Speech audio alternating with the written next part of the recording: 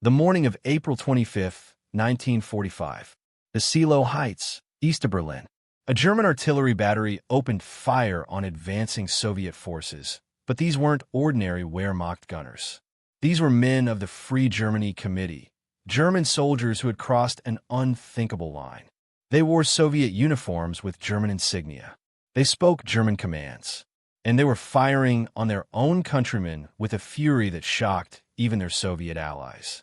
This was the culmination of a transformation that Nazi ideology insisted was impossible. Communism, Hitler had always proclaimed, was a Jewish-Bolshevik conspiracy that no true German could embrace. The Slavic peoples of the Soviet Union were Untermenschen, subhumans who would be enslaved or exterminated to make room for German expansion eastward. The very idea that German soldiers would voluntarily fight alongside the Red Army against their own nation contradicted every principle of Nazi racial theory. Yet by the spring of 1945, approximately 20,000 German soldiers had done exactly that. They had joined the National Committee for a Free Germany, formed military units under Soviet command, and participated in the final assault on Berlin itself. Their story represents one of the war's most profound psychological transformations, a journey from Nazi true believers to active collaborators in their own nation's defeat. The question that haunts historians is simple but profound. What could possibly motivate 20,000 German soldiers to betray everything they've been taught to believe? What did they witness in Soviet captivity that convinced them their duty lay not in loyalty to the fatherland, but in its destruction? If you're enjoying this deep dive into the story, hit the subscribe button and let us know in the comments from where in the world you are watching from today. The answer begins not with ideology, but with a single catastrophic battle that destroyed the myth of German invincibility and delivered into Soviet hands the men who would become the nucleus of German resistance against Hitler. November 19, 1942. The Romanian Third Army held a 100-mile front northwest of Stalingrad. These were not elite German troops, but Allied forces with inferior equipment, inadequate anti-tank weapons, and low morale. Soviet intelligence knew this. Marshal Georgy Zhukov had identified the weak points in Axis lines and planned Operation Uranus specifically to exploit them.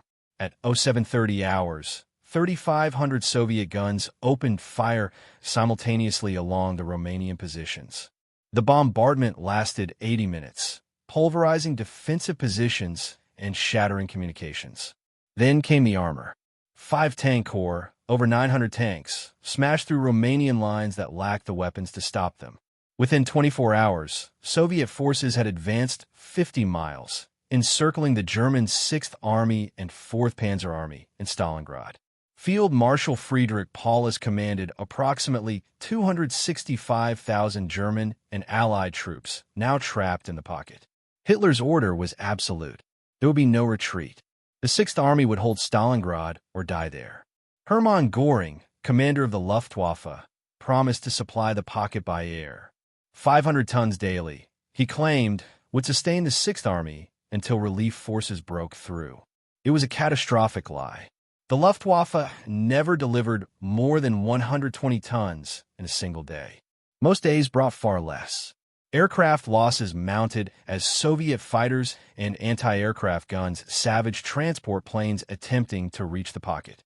Inside the Stalingrad pocket, German soldiers experienced something they had never known before. They were starving.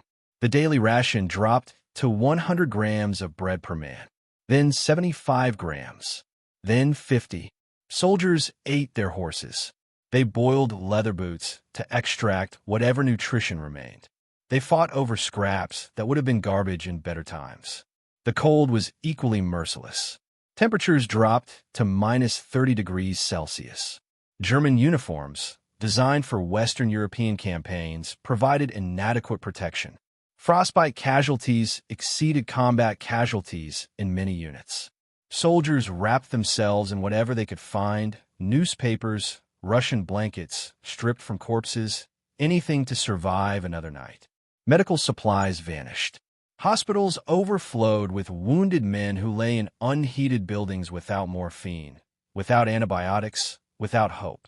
Surgeons amputated frozen limbs without anesthesia. The screaming never stopped. Thousands of wounded were left outside in the cold because there was simply no room indoors and no heat to keep them alive anyway. By January 1943, the Sixth Army was dying. Not fighting and dying, simply dying. Starvation, exposure, disease, and despair killed more men than Soviet bullets. Field Marshal Paulus requested permission to surrender. Hitler refused. The Sixth Army would fight to the last man, the Führer declared. It would set an example of German willpower that would inspire the nation. On January 31st, 1943, Paulus surrendered the southern pocket. Hitler, furious that Paulus had not committed suicide, promoted him to field marshal hours before the surrender, specifically because no German field marshal had ever surrendered in the nation's history. The implication was clear. Paulus was expected to kill himself rather than face capture. Paulus refused. He chose survival over suicide, collaboration over death. That choice would have consequences neither he nor Hitler could have predicted. The Soviets captured 91,000 German soldiers at Stalingrad. These were not the victorious troops who had conquered France and driven to the gates of Moscow. These were broken men, starving, frostbitten, diseased, traumatized by months of suffering that German propaganda had insisted would never happen to them. The mortality rate among captured German soldiers at Stalingrad was catastrophic. Soviet records indicate that only approximately 6,000 of the 91,000 captured survived to return to Germany, though some Western estimates suggest the number may have reached 5,000 to 6,000 survivors. The vast majority died in the first months after capture from typhus, dysentery, and the effects of prolonged starvation. The Soviet camp system was not prepared for such an influx. Food supplies were inadequate. Medical facilities were overwhelmed. Many prisoners were too weak to survive, even with care. The death rate in the first 3 months after Stalingrad approached 90% in some camps. But among the survivors, something unexpected began to happen. German officers and soldiers started asking questions that Nazi ideology had trained them never to ask. Why had Hitler ordered them to die rather than retreat? Why had Göring's supply promises proven worthless? Why had the German high command sacrificed an entire army for no strategic purpose? The Soviets recognized an opportunity. Among the Stalingrad prisoners were not just enlisted men, but high-ranking officers, including Field Marshal Paulus himself, 24 generals, and 2,500 officers of various ranks. These were educated men, career soldiers, some of whom had served since the First World War. They were not immune to Nazi propaganda, but they were capable of rational analysis when confronted with undeniable evidence.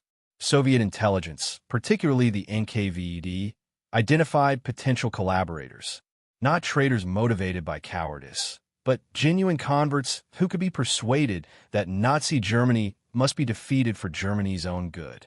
The approach was sophisticated, combining material incentives with ideological persuasion and appeals to patriotism. The material contrast was immediate and powerful. While ordinary German prisoners starved in camps, identified collaborators received better rations, heated quarters, and medical care. This was not mere bribery. It was a demonstration of Soviet capacity. Germany was losing the war, the Soviets argued, because it lacked the resources to sustain its conquests. The Soviet Union, fighting on its own territory with American aid, possessed resources Germany could never match. The ideological component was more complex. Soviet propagandists did not simply demand that German prisoners embrace communism. Instead, they appealed to German patriotism. Hitler, they argued, was destroying Germany. His refusal to accept military reality, his insistence on fighting to the last German, would result in Germany's complete annihilation. True patriots should work to remove Hitler and save Germany from total destruction. This argument resonated with officers who had witnessed Hitler's increasingly erratic strategic decisions. The order to hold Stalingrad despite encirclement had cost Germany an entire army. The refusal to allow tactical withdrawals elsewhere was grinding down German forces in battles that could not be won. Hitler's interference in military operations, his dismissal of generals who disagreed with him, his insistence that willpower could overcome material disadvantage, all suggested a leader detached from reality. Lieutenant Walther von Seydlitz-Schurzbach, commander of the 51st Army Corps at Stalingrad, became one of the first senior officers to openly collaborate. Before capture, Seydlitz had urged Paulus to disobey Hitler's orders and break out of the encirclement. Paulus had refused. Seydlitz believed that decision had murdered hundreds of thousands of German soldiers unnecessarily. In Soviet captivity, Seydlitz concluded that Hitler must be removed to save Germany from annihilation. He was not a communist. He was a Prussian officer from an aristocratic military family. But he believed that military professionals had a duty to save their nation, even if that meant opposing their government. On July 12th and 13th, 1943, Soviet authorities convened a meeting of German prisoners at Krasnogorsk, a camp near Moscow. 95 attendees included officers captured at Stalingrad and other fronts. The Soviets proposed establishing a national committee for a free Germany, an organization of German anti-fascists who would call for Hitler's removal and Germany's surrender. The debate among German officers was intense and bitter. Some refused participation, viewing any cooperation with the enemy as treason regardless of circumstances. Others argued that traditional notions of loyalty became invalid when leadership was destroying the nation. One officer reportedly stated that if Hitler drove Germany to ruin, officers had a duty to save Germany from Hitler. The National Committee for a Free Germany, Nationalkomitee Freies Deutschland, or NKFD, was officially founded on July 13, 1943. The initial membership included captured officers and German communist exiles who had fled to the Soviet Union before the war. The committee's president was German poet and playwright Erich Weinert, a communist who had lived in Soviet exile since 1935. But the real significance came from the military officers who joined. These were not communist ideologues, but professional soldiers who had concluded that removing Hitler was the only way to save Germany. Their participation gave the committee legitimacy that communist exiles alone could never have achieved. The committee's founding manifesto reveals its appeal to German patriotism rather than Soviet ideology. The document condemned Hitler for leading Germany to catastrophe, called for the German people to overthrow the Nazi regime, and promised that a free Germany could make honorable peace with the Allies and preserve German territorial integrity. This message was carefully calibrated. It did not demand that Germany embrace communism. It did not call for revolution or class warfare. It simply argued that Hitler was destroying Germany and must be removed before Germany itself was destroyed. 4 German officers who had witnessed Stalingrad, who had seen hundreds of thousands of soldiers sacrificed for Hitler's pride, this argument possessed undeniable force. 3 months later, on September 11th and 12th, 1943, an even more significant organization emerged. Senior German officers, including 3 field marshals and multiple generals, formed the League of German Officers, Bund Deutscher Offizier, or BDO. This organization affiliated with the NKFD but maintained separate identity, emphasizing that opposition to Hitler was a matter of military professionalism, not political ideology. Field Marshal Paulus did not initially join either organization. He maintained silence for months, apparently struggling with conflicting loyalties. But his mere presence in Soviet captivity and his refusal to condemn the NKFD gave the organization's implicit legitimacy. Other captured generals were less hesitant. General Walther von Seydlitz-Schurzbach became the League's most prominent military figure. Lieutenant General Martin Lattmann, who had commanded a division at Stalingrad, joined and actively participated in propaganda efforts. Major General Otto Korfs, former artillery commander, became an outspoken critic of Hitler's military leadership. These men were not cowards or opportunists. They were career soldiers who had fought for Germany for decades. Seydlitz had earned the Knight's Cross with oak leaves for bravery. Lattmann had served since the First World War. Korfs had commanded artillery at multiple major battles. They were joining the NKFD not out of weakness, but out of conviction that Hitler must be stopped before he destroyed Germany completely.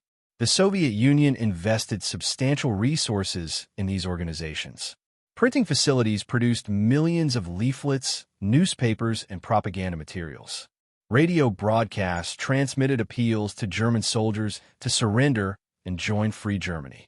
Loudspeaker units at the front broadcast in German, often using captured German officers who identified themselves by name and unit, lending credibility to surrender appeals.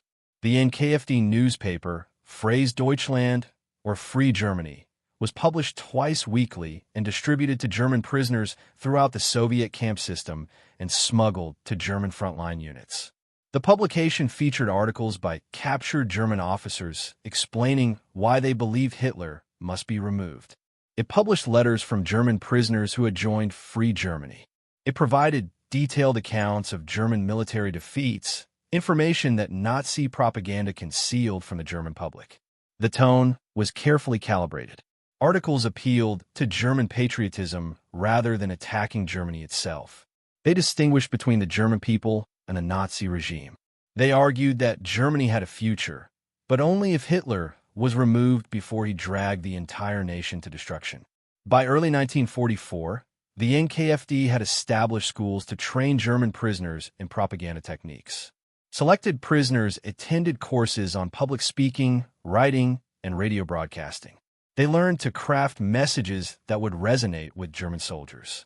The most effective propagandists were not ideological communists, but former German soldiers who could speak authentically about their own experiences. The Front Delegates program sent specially trained German prisoners to frontline areas where they used loudspeakers and distributed leaflets calling for surrender. These delegates wore Soviet uniforms with distinctive Free Germany insignia. They identified themselves as former German soldiers who had seen the truth about Hitler's leadership. Their personal testimony carried weight that Soviet propaganda could never achieve.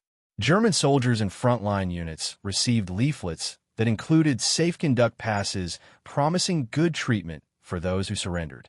The leaflets often featured photographs and testimonials from captured officers, including recognizable names and units. This personalization made the appeals more effective than generic propaganda. The psychological impact on German morale was significant. Soldiers who might have fought to the death against faceless Soviet enemies found themselves confronted with German officers, men they recognized and respected, telling them the war was lost and further resistance was murder. Some German units reported that up to 30% of soldiers possessed NKFD safe conduct passes, though most had not yet decided to use them. The Nazi regime responded with predictable fury. Heinrich Himmler, Reichsführer SS, declared that any German soldier who joined the NKFD was a traitor subject to immediate execution. The families of identified collaborators were subjected to Sippenhaft, or blood guilt, meaning relatives could be arrested, imprisoned, or executed for the crimes of their family members. General Seydlitz's wife was arrested and imprisoned. His family property was confiscated. His name was removed from all military records, and his previous honors were stripped retroactively. The regime intended this as an example. Collaboration would result not just in personal consequences, but in the destruction of the collaborator's entire family. Despite these threats, the NKFD continued to grow. By mid-1944, membership exceeded 4,000 German prisoners who had formally joined the organization. Thousands more participated in specific activities without formal membership.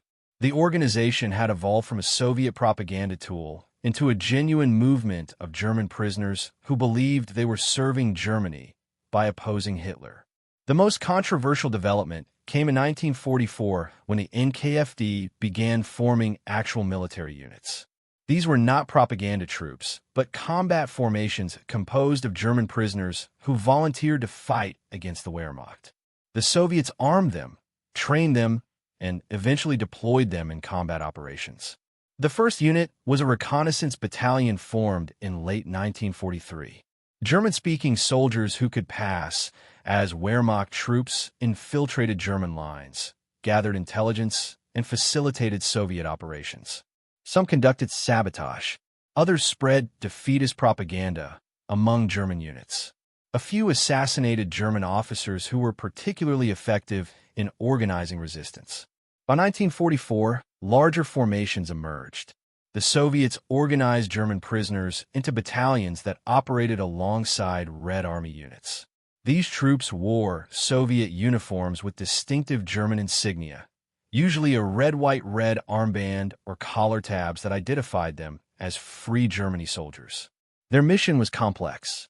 In combat, they engaged German forces.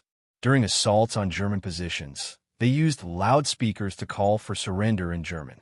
When German units were surrounded, Free Germany soldiers negotiated capitulation.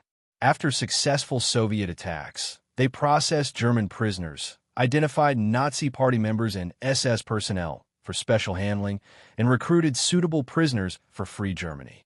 The psychological warfare aspect was particularly important. German soldiers defending against Soviet attacks suddenly heard German voices calling for surrender. German officers they recognized urging them to stop fighting for a regime that was leading Germany to annihilation. This was far more effective than Russian-language appeals that German soldiers could easily dismiss as enemy propaganda. The numbers grew substantially. By early 1945, approximately 20,000 German prisoners had been organized into Free Germany military formations. This included several battalions of infantry, artillery batteries, support units, and specialized propaganda troops. They were equipped with German weapons captured by the Soviets, allowing them to use familiar equipment. Training emphasized not just military skills, but political indoctrination. Free Germany soldiers attended classes on why Hitler must be defeated, how Germany could rebuild after the war, and what role former Wehrmacht soldiers might play in a post-Nazi Germany. The Soviets promised that Germany would not be destroyed, only denazified, and that German soldiers who helped end the war would be treated as allies in reconstruction. The military effectiveness of Free Germany units varied considerably. Some performed well in combat, demonstrating that ideological conviction rather than coercion motivated them. Others proved unreliable when faced with the reality of killing fellow Germans. The Soviets used them selectively, typically in situations where their language skills and cultural knowledge provided advantages that compensated for questionable loyalty. If you find this story engaging, please take a moment to subscribe and enable notifications. It helps us continue producing in-depth content like this. The ultimate test came in 1945 during the final assault on Berlin. Free Germany units participated in the advance from the Seelow Heights to the capital itself. They fought alongside Soviet forces, engaged German defenders, and facilitated the surrender of German units when possible. Their presence in the battle for Berlin represented the ultimate psychological defeat of Nazi ideology.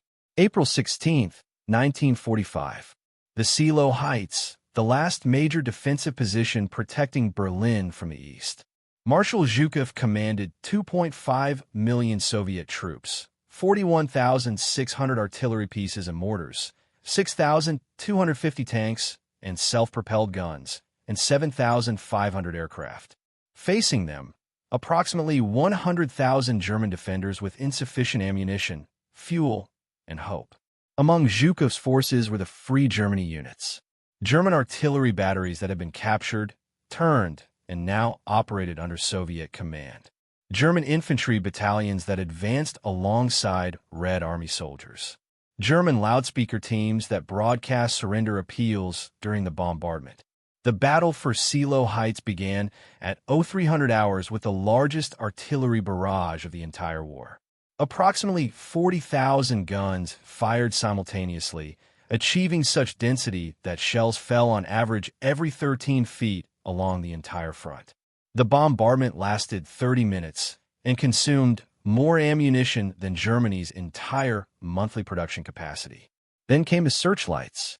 Zhukov had positioned 143 anti-aircraft searchlights to illuminate the battlefield and blind German defenders. The effect was overwhelming but also problematic. The lights reflected off dust and smoke from the bombardment, actually reducing visibility for Soviet troops. Still, the psychological impact on German defenders was devastating. Free Germany loudspeaker teams began broadcasting as Soviet infantry advanced.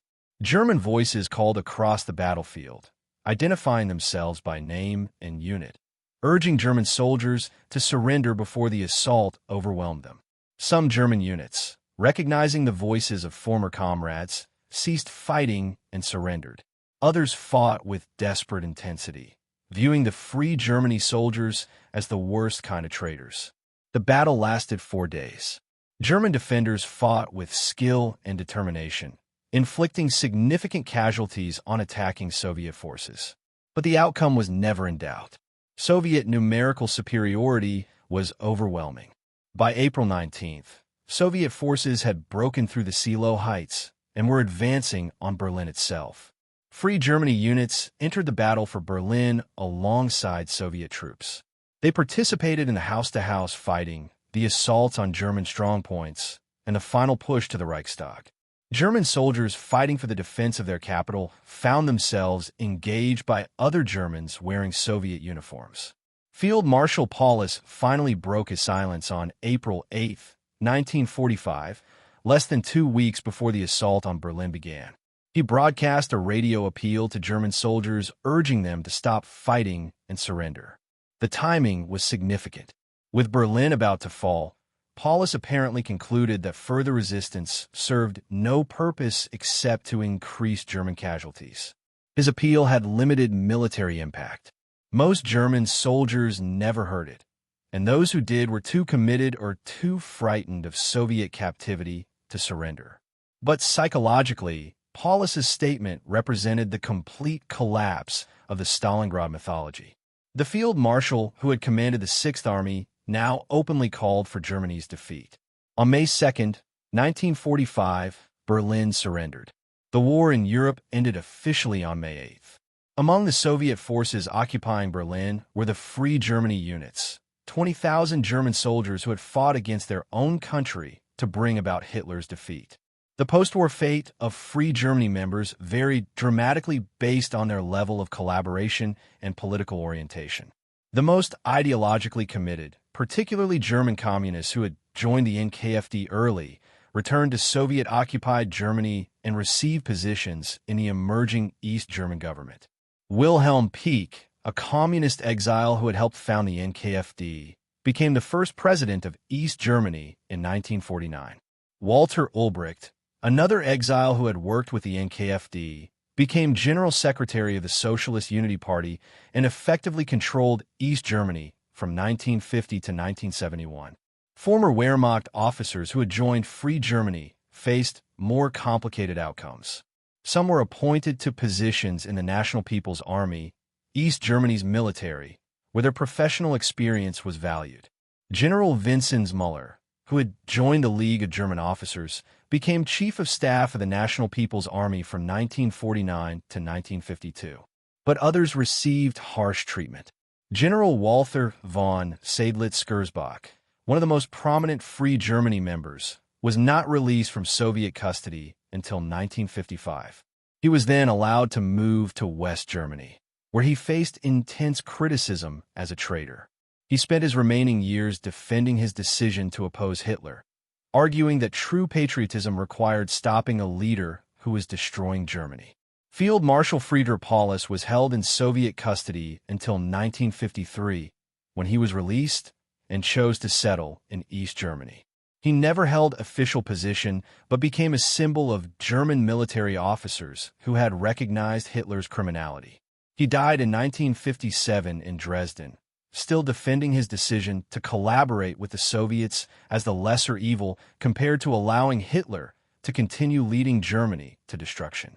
In West Germany, Free Germany members were viewed as traitors who had collaborated with the enemy during wartime.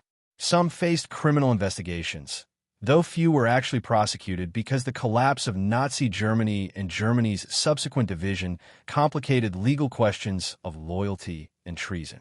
If Germany itself no longer existed in its previous form, could collaboration against it truly be considered treason? The Soviet Union used Free Germany primarily as a propaganda tool and a source of recruits for the East German government.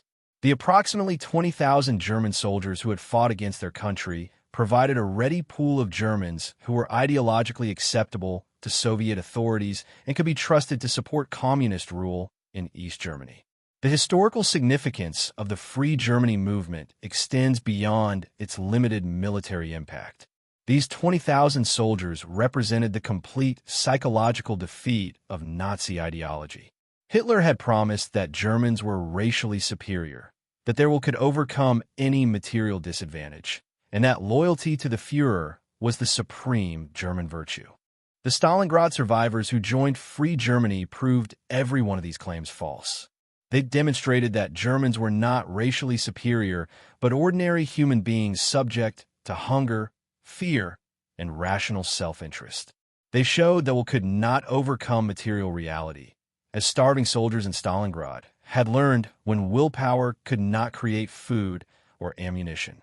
And they proved that blind loyalty to a destructive leader was not virtue, but complicity in national suicide. The formation of Free Germany also revealed the sophisticated nature of Soviet psychological warfare. Rather than simply brutalizing German prisoners, Soviet authorities identified potential collaborators, provided them with better treatment, appealed to their patriotism rather than demanding ideological conversion, and used them to undermine German military morale through propaganda that carried credibility because it came from German soldiers themselves. This approach was far more effective than simple coercion would have been. Free Germany soldiers who believed they were saving Germany by opposing Hitler were more convincing propagandists than German communists who had fled to the Soviet Union before the war. Wehrmacht veterans could speak authentically to German soldiers about battlefield conditions, military realities, and the hopelessness of continuing the fight. Their testimony carried weight that Soviet propaganda could never achieve. The question of whether Free Germany members were traitors or patriots remains contested. From a Nazi perspective, and from many post-war Germans who viewed any collaboration as dishonorable, they were clearly traitors who had broken their oaths and fought against their countrymen. This view emphasizes that soldiers' duty is to their nation regardless of the government's character, and that opposing one's own country during wartime is the ultimate betrayal. From the Free Germany perspective, they were patriots who recognized that Hitler was destroying Germany and that removing him was essential to saving the German nation. They argued that their oaths were to Germany, not to Hitler personally, and that when Hitler's leadership became catastrophically destructive, their duties shifted to opposing him. This view emphasizes that true patriotism sometimes requires opposing a government that is harming the nation. The historical record suggests that motivations varied among Free Germany members. Some joined primarily to secure better treatment in Soviet captivity. Others were convinced by ideological arguments about fascism and communism. Still others, particularly the senior officers, genuinely believed that Hitler's leadership had become so destructive that opposing him was a patriotic duty. General Seydlitz's testimony is particularly compelling. He had urged disobedience of Hitler's orders before capture, believing that the order to hold Stalingrad was militarily insane and would result in the army's destruction. When his prediction proved correct and hundreds of thousands of German soldiers died unnecessarily, Seydlitz concluded that military professionalism required opposing a leader whose decisions were killing German soldiers for no strategic purpose. This represents a fundamental challenge to traditional military ethics. If a nation's leader gives orders that will destroy the army and the nation, do professional soldiers have a duty to obey those orders unto death, or do they have a duty to remove that leader to save both army and nation? Free Germany members, particularly the officers, chose the latter course. The contrast between Free Germany and German resistance movements inside Germany is instructive. The July 20th, 1944 plot to assassinate Hitler involved many of Germany's most distinguished officers and officials.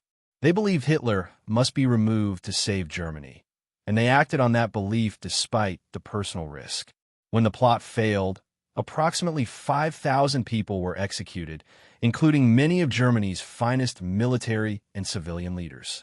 Free Germany members reached similar conclusions about Hitler, but acted in Soviet captivity rather than within Germany. Their collaboration with the enemy complicates moral assessment. The July 20th plotters acted independently to remove Hitler while keeping Germany's sovereignty intact.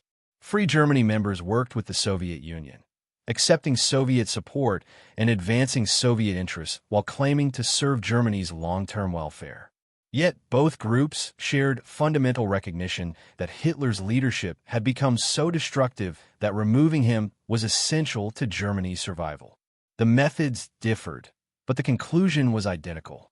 This suggests that the Free Germany phenomenon was not simply Soviet manipulation of broken men, but reflected genuine German recognition that Nazi leadership was leading the nation to annihilation. The military impact of the 20,000 Free Germany soldiers was limited. They did not decisively affect major battles. Their propaganda efforts had some success in encouraging surrenders, but did not cause mass defections from the Wehrmacht. Most German soldiers continued fighting until Germany's final defeat, either from loyalty, fear of consequences, or lack of alternatives. The psychological impact was more significant. The mere existence of 20,000 German soldiers fighting against Germany undermined Nazi propaganda about German unity and racial superiority. Every leaflet dropped by Free Germany, every radio broadcast, every loudspeaker appeal at the front line reminded German soldiers that some of their comrades had concluded the war was lost and Hitler must be opposed. This created doubt even among soldiers who continued fighting. If field marshals and generals had concluded Hitler was destroying Germany, perhaps the propaganda about inevitable victory was false. If thousands of German prisoners had voluntarily joined Free Germany, perhaps the stories about Soviet atrocities were exaggerated. This erosion of confidence contributed to the collapse of German military morale in the war's final months. The post-war division of Germany gave Free Germany members' decisions unexpected significance.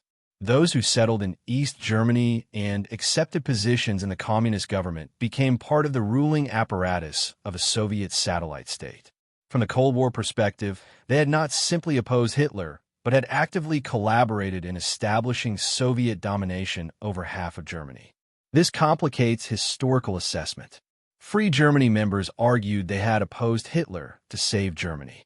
But the Germany they helped create in the East was a totalitarian state under Soviet control that denied political freedom to its citizens.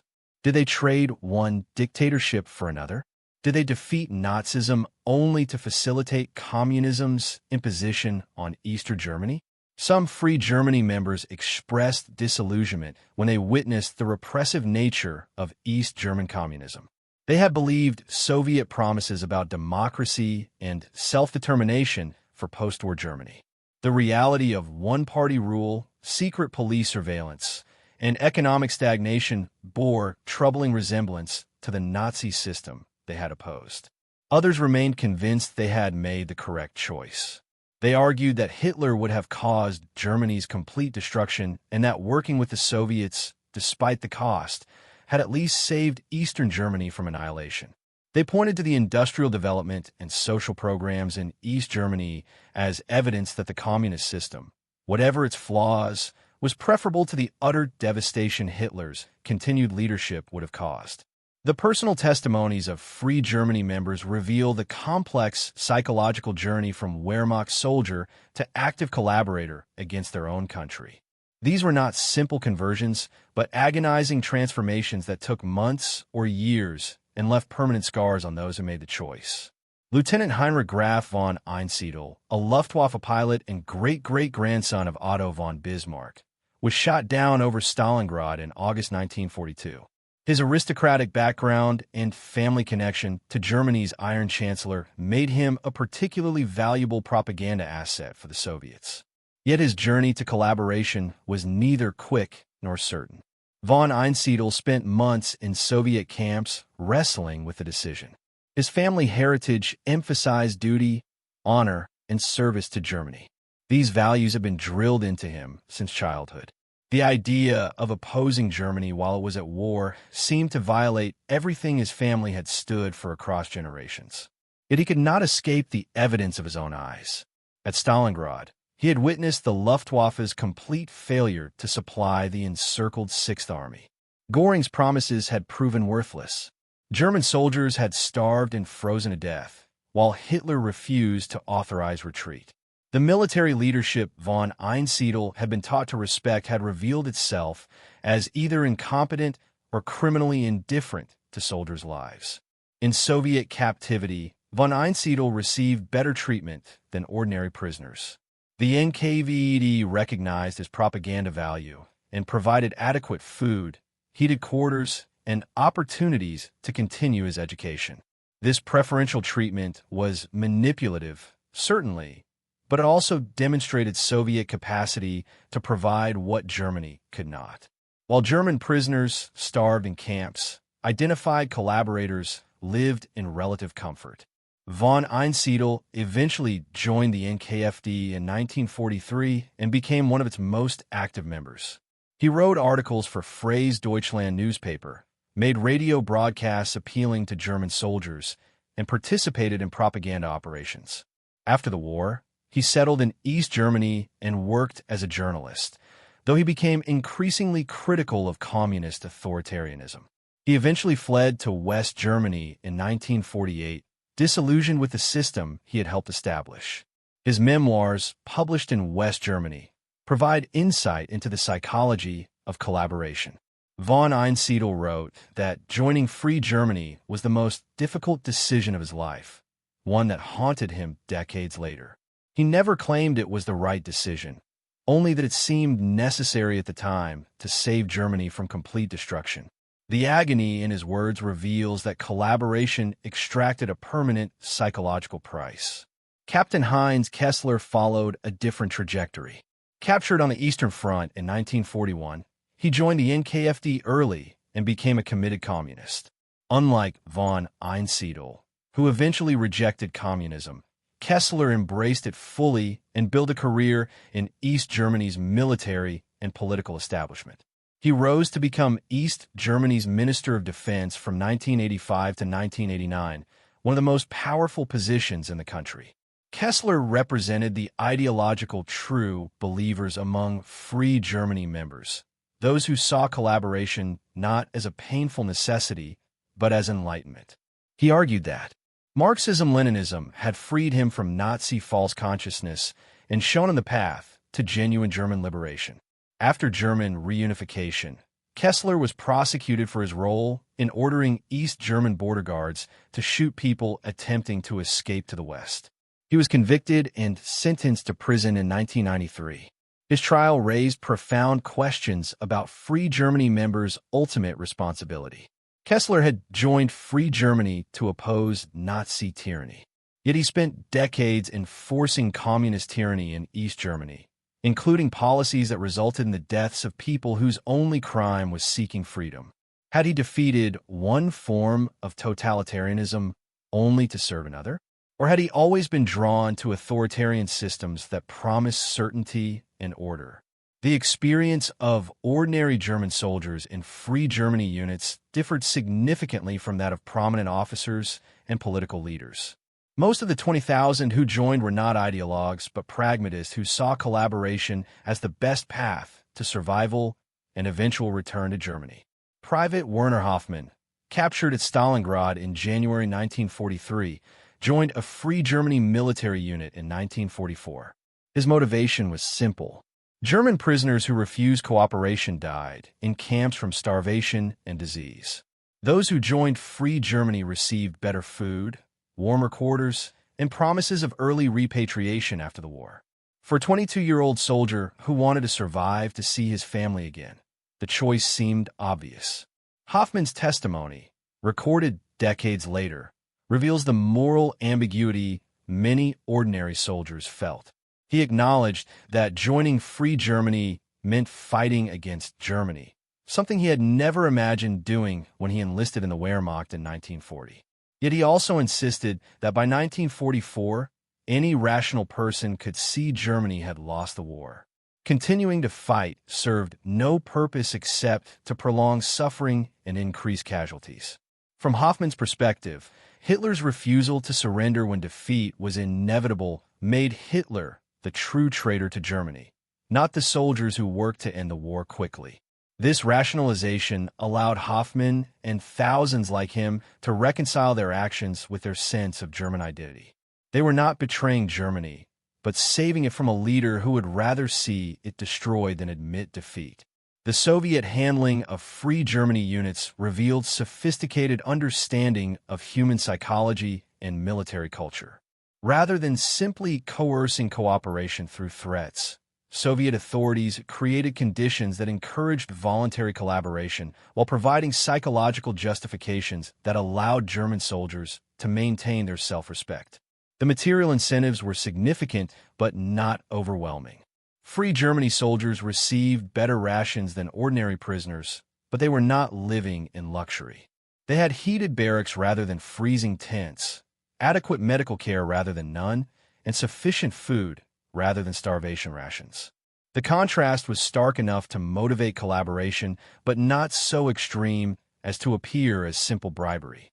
The psychological approach was more sophisticated. Soviet propaganda emphasized that Free Germany soldiers were not traitors, but patriots who recognized Hitler's destructive leadership. This framing allowed German soldiers to collaborate while maintaining their identity as Germans who love their country. They were not betraying Germany, but saving it. The military structure of Free Germany units reinforced this identity. German soldiers maintained German military ranks, wore German insignia alongside Soviet uniforms, and operated in German-speaking units under German officers. This preserved familiar military hierarchy and culture, making the transition from Wehrmacht to Free Germany less psychologically jarring than complete integration into Soviet units would have been. Soviet authorities also carefully managed information about Free Germany within the Soviet camp system. Ordinary German prisoners heard about Free Germany and saw members receiving better treatment, but they did not witness the full extent of collaboration. This created aspiration without full knowledge of what joining entailed. By the time German prisoners learned they would be expected to fight against Germany, they had already committed to cooperation and received sufficient indoctrination to rationalize the final step. The combat performance of Free Germany units in 1945 revealed both the possibilities and limitations of ideological conversion. Some units fought effectively, demonstrating genuine commitment to defeating Nazi Germany. Others proved unreliable when confronted with the reality of killing fellow Germans, suggesting their collaboration was more pragmatic than ideological. During the assault on the Seelow Heights, Free Germany artillery batteries provided effective fire support for Soviet attacks. German gunners calculated firing solutions, adjusted based on observation, and delivered accurate artillery fire on German defensive positions. Their professional competence exceeded what Soviet gunners could have achieved against targets defended by Germans familiar with German tactical doctrine. The psychological effect on German defenders was devastating. Artillery is an impersonal weapon fired from miles away. German soldiers defending against Soviet artillery could rationalize it as war's nature. But when they learned that German artillery crews were firing on them, the psychological impact was profound. Some German units surrendered specifically because they could not bear the thought of being killed by other Germans. Free Germany infantry units had more mixed records. In defensive positions or attacks on demoralized German units already near collapse, they performed adequately. But in close combat against determined German defenders, Free Germany units sometimes faltered. The psychological barrier of shooting Germans who might be from their own region, who might have served in the same division, who might even be recognized as former comrades, proved difficult to overcome. Soviet commanders used Free Germany units selectively, typically in roles that exploited their language skills and cultural knowledge rather than relying on their combat effectiveness. Free Germany soldiers interrogated German prisoners, identified Nazi Party members and SS personnel, negotiated surrenders of surrounded units, and conducted propaganda operations. These roles capitalized on their unique capabilities while minimizing the risk that they might defect back to German forces. The loudspeaker operations conducted by Free Germany propaganda teams were particularly effective. German defenders who might ignore leaflets or dismiss radio broadcasts had difficulty ignoring German voices calling to them from no man's land. The propagandists identified themselves by name, unit, and hometown, establishing credibility. They described conditions in Soviet camps, promised good treatment for prisoners, and argued that the war was lost and further resistance was murder. Lieutenant Karl Meinert, a Free Germany propagandist, recorded his experience conducting loudspeaker operations during the assault on Berlin. He positioned himself in buildings recently captured by Soviet forces and broadcast appeals to German troops still defending. His message emphasized that Berlin's fall was inevitable, that Hitler had already fled or would soon abandon the city, and that soldiers who continued fighting were dying for nothing. Meinert claimed his broadcasts convinced dozens of German soldiers to surrender, though this cannot be verified. What is certain is that German military leadership viewed Free Germany propaganda seriously enough to threaten execution for soldiers caught listening to it. This suggests the propaganda had significant impact, even if the exact number of soldiers influenced cannot be determined. The final days of the war in Europe brought the Free Germany movement's contradictions into sharp focus. As Soviet forces advanced into Germany itself, Free Germany soldiers found themselves not liberating their homeland, but occupying it as part of a foreign army. The distinction between saving Germany and conquering it became increasingly difficult to maintain. Private Hans Schmidt, a Free Germany soldier who participated in the occupation of Berlin, described the experience as profoundly disturbing. He had convinced himself that joining Free Germany served Germany's interests by ending the war quickly. But when he entered Berlin in Soviet uniform and saw terrified German civilians fleeing from Soviet troops, the reality of his situation became inescapable. He was occupying his own country as part of an army Germans feared and hated. Schmidt witnessed Soviet soldiers looting German homes, assaulting German civilians, and treating the conquered population with brutality that propaganda had insisted only Nazis practiced. He was ordered to help maintain order, but lacked authority to prevent Soviet excesses. His German language skills were used to interrogate German civilians suspected of Nazi party membership, a role that made him complicit in Soviet occupation policies. After the war, Schmidt returned to what became East Germany and spent years trying to reconcile his wartime actions with his conscience. He never publicly recanted his decision to join Free Germany, but private letters revealed deep guilt about the role he played in Germany's occupation and division. He wrote that he had believed he was saving Germany, but had actually helped enslave half of it under Soviet domination. The fate of Free Germany members who tried to return to West Germany after the war varied considerably. Some were able to resettle without major difficulties, particularly if they had joined Free Germany late in the war or had limited involvement in combat operations. Others faced intense social stigma, employment discrimination, and even criminal investigations for treason.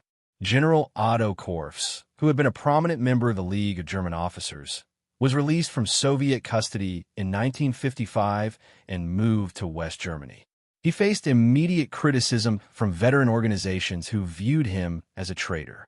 Efforts to receive his military pension were complicated by his collaboration with the Soviets.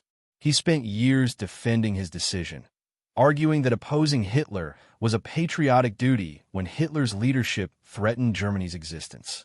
Korfs wrote extensively about his experience, attempting to explain why professional military officers concluded they must oppose their own government during wartime. His central argument was that military officers' oath was to Germany, not to Hitler personally. When Hitler's decisions became so destructive that they threatened Germany's survival, officers' duty shifted from obedience to opposition. This argument did not persuade most Germans in the immediate post-war period.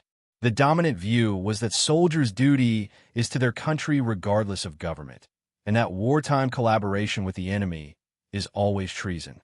The fact that Korffs had been proven correct about Hitler's destructive leadership did not excuse his collaboration with Germany's enemies while war was ongoing. The broader historical assessment of the Free Germany movement has evolved over decades as new evidence emerged and passions cooled. Immediately after the war, both German states viewed Free Germany through political lenses.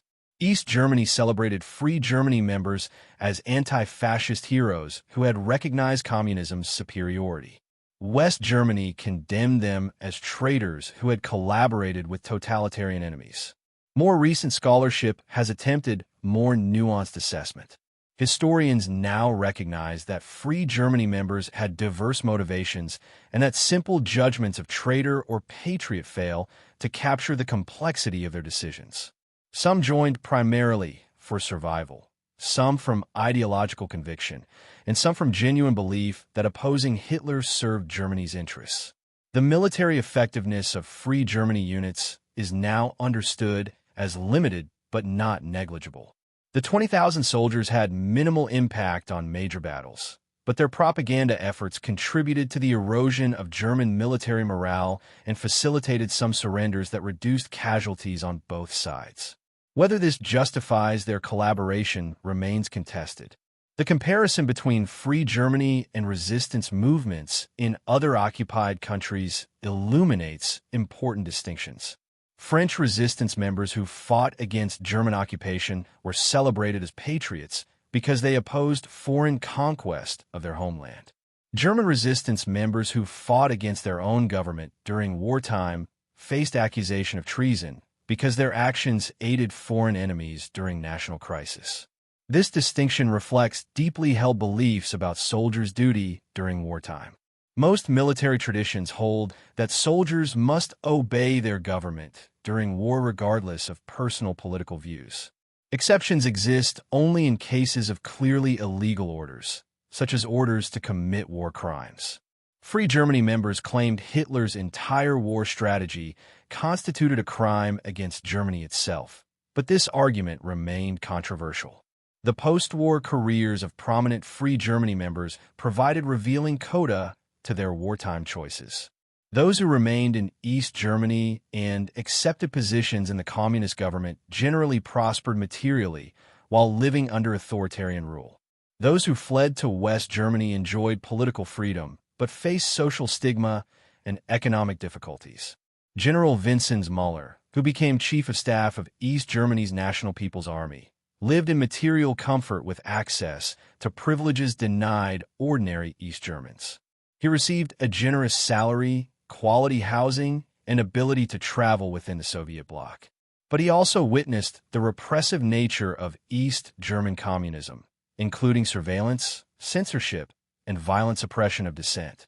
Müller's private papers, released after German reunification, reveal his disillusionment. He had joined Free Germany believing Soviet promises about democratic reconstruction. The reality of Stalinist totalitarianism in East Germany bore disturbing similarities to Nazi authoritarianism. Müller wrote that he had traded one dictatorship for another, though he never publicly recanted his wartime collaboration. The establishment of the Bundeswehr, West Germany's post-war military, created particular difficulties for Free Germany members.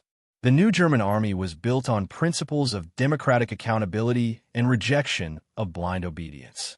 Officers were expected to disobey illegal orders and to prioritize democratic values over narrow military discipline. Ironically, these principles aligned with the arguments Free Germany members had made about disobeying Hitler. Yet former Free Germany members were generally excluded from the Bundeswehr because their wartime collaboration disqualified them from security clearances. The very principles that might have justified their opposition to Hitler prevented them from serving in post-war democratic Germany. This exclusion highlighted a fundamental paradox. Free Germany members had argued that military professionalism required opposing destructive leadership even during wartime. The post-war Bundeswehr was founded on similar principles of principled disobedience to illegal authority. Yet Free Germany members could not serve in this new army because they had acted on those principles during wartime in collaboration with enemies. The Soviet Union's use of Free Germany as a model for handling prisoners from other nations revealed the movement's broader significance. During the Cold War, Soviet authorities attempted to create similar organizations among American prisoners in Korea and Vietnam. The re-education programs in communist prison camps drew directly on techniques developed with German prisoners during World War II. However, these later efforts achieved far less success. American prisoners generally resisted ideological indoctrination more effectively than German prisoners had. Several factors explain this difference. American prisoners were not starved and brutalized to the extent Stalingrad survivors had been. They lacked the same evidence of catastrophic military leadership that had convinced German officers Hitler must be opposed. And American political culture's emphasis on individual freedom and skepticism of authority made Americans more resistant to communist propaganda. The limited success of these later efforts highlighted what had made Free Germany possible. German prisoners had witnessed German military catastrophe at Stalingrad. They had survived conditions that destroyed faith in their leadership. And they came from a military culture that emphasized obedience and system, making them more receptive to alternative systems when their original system failed catastrophically. The long-term psychological effects on Free Germany members remained significant throughout their lives. Most struggled with guilt, doubt, and conflicting emotions about their wartime choices. Even those who remained convinced they had made the correct decision acknowledged the psychological cost of having fought against their own country. Dr. Ernst Hadermann, a military physician who joined Free Germany and later worked as a psychiatrist in East Germany, treated numerous former Free Germany members for what would now be recognized as post-traumatic stress disorder. His clinical notes describe patients suffering nightmares about killing German soldiers, intrusive memories of betraying comrades, and profound identity confusion about whether they were patriots or traitors. Hadermann himself experienced similar symptoms despite being convinced his wartime collaboration had been morally justified. He wrote that intellectual certainty about the correctness of opposing Hitler provided no protection against emotional trauma from having violated deeply ingrained norms about loyalty and duty. The psychological wounds remained regardless of rational justification. The children and grandchildren of Free Germany members inherited complicated legacies. Those whose parents or grandparents settled in East Germany grew up in a society that celebrated Free Germany as anti-fascist heroism. They were taught their ancestors had recognized communism's superiority and helped defeat Nazism. After reunification, many struggled with discovering that West Germans viewed their ancestors as traitors. Conversely, descendants of Free Germany members who settled in West Germany often grew up unaware of their ancestors' wartime collaboration. Many families kept this history secret to avoid social stigma. When the truth emerged, descendants faced difficult questions about whether their ancestors had been courageous in opposing Hitler or cowardly in collaborating with enemies. These family struggles reflect broader German difficulties confronting complicated wartime histories. The desire for clear moral categories, resistance heroes versus Nazi criminals, leaves little room for the ambiguous figures who collaborated with Germany's enemies to oppose Hitler. Free Germany members fit uncomfortably in standard narratives because they were simultaneously opposing Nazi evil and betraying their country during war. The academic debate about Free Germany has produced extensive scholarship examining the movement from military, political, psychological, and ethical perspectives. Military historians assess its limited battlefield impact while acknowledging its propaganda value. Political scientists analyze Soviet manipulation while recognizing genuine German anti-Nazi sentiment.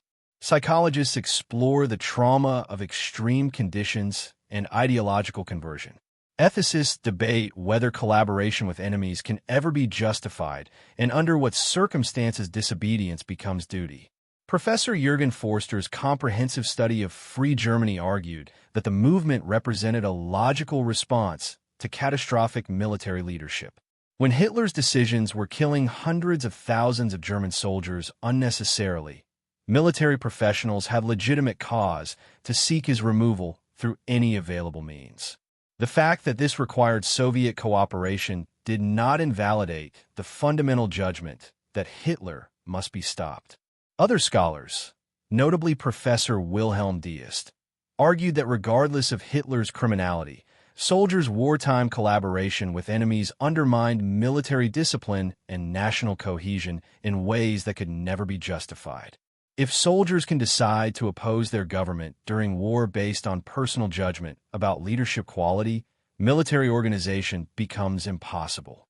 The principle that soldiers obey civilian authority even during disagreement is essential to democratic civil-military relations. This scholarly debate reflects unresolved tensions in military ethics. When do professional military officers have a duty to disobey destructive political leadership?